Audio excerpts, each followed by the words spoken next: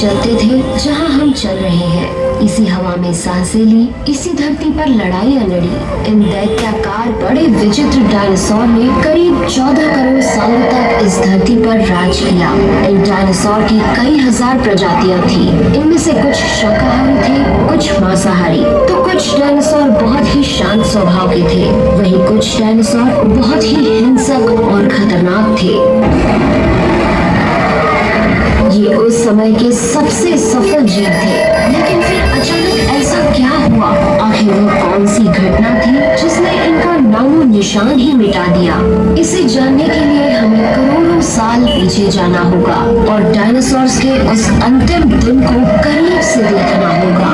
तो 10 करोड़ साल पहले एक छोटा एस्ट्रॉइड का टुकड़ा जो सुदूर अंतरिक्ष से आ रहा था, वह पृथ्वी से बने क्षुद्र ग्रह बेल्ट में घूम रहे एक बड़े एस्ट्रॉइड से जा टकराता है। इस टकराव से उस बड़े एस्ट्रॉइड की दिशा बदल जाती है और वह क्षुद्र ग्रह बेल्ट से निकलकर सीधे पृथ्वी की ओर 22,000 मील प्रति घंटे की रफ्तार से बढ़ने लगता है। जब यह एस्ट्रॉइड पृथ्वी से 3,84,000 किलोमीटर की दूरी पर था, तब धरती से शायद डायनासोर का अंत ना होता यदि यह एस्ट्रॉइड पृथ्वी के उपग्रह चांद से टकराता।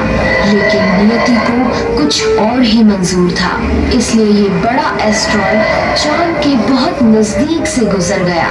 40 किलोमीटर के व्यास वाला 2 ट्रिलियन मेट्रिक टन का ये एस्ट्रॉइड प्रत्येक सेकंड के साथ साथ धरती के करीब बढ़ता जा रहा था। ये एस्ट्रॉइड जब पृथ्वी के वातावरण के संपर्क में आया तो इसकी रफ्तार एकाएक 70,000 किलोमीटर प्रति घंटा हो गई। पृथ्वी के वायुमंडल में घुसते ही घर्षण की वजह से ये एक भयानक आग के गोले में बदल गया। ये इतनी रफ्तार से धरती की ओर बढ़ रहा था कि सिर्फ 4 मिनट में इसने अटलांटिक ओशियन को पार कर लिया। इसकी चमक इतनी अधिक थी कि धरती पर टकराने से पहले ही हजारों जीव आग के इस दहकते गोले को देखकर पूरी तरह अंधे हो चुके थे।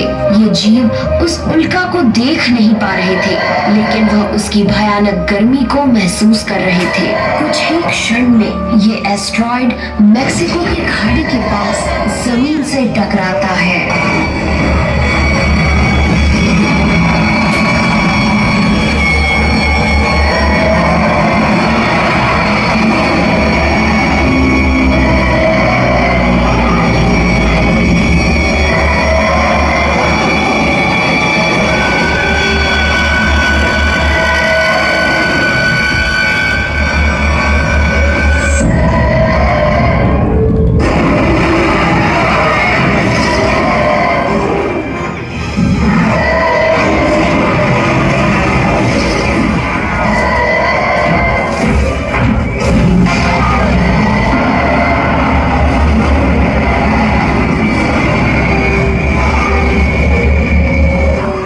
हवाओं का तापमान 100 डिग्री सेल्सियस से ज्यादा हो जाने के कारण धरती पर पेड़ पौधों की लगभग सारी आबादी जलकर खाक हो गई थी। इस महाप्रलय से धरती की कुल 90% प्रजाति पूरी तरह खत्म हो गई थी और जो 10% जीव धरती पर बच गए थे, उनमें से भी सिर्फ वही जीव जिंदा रह सके जिनका वजन 30 किलोग्राम से कम था।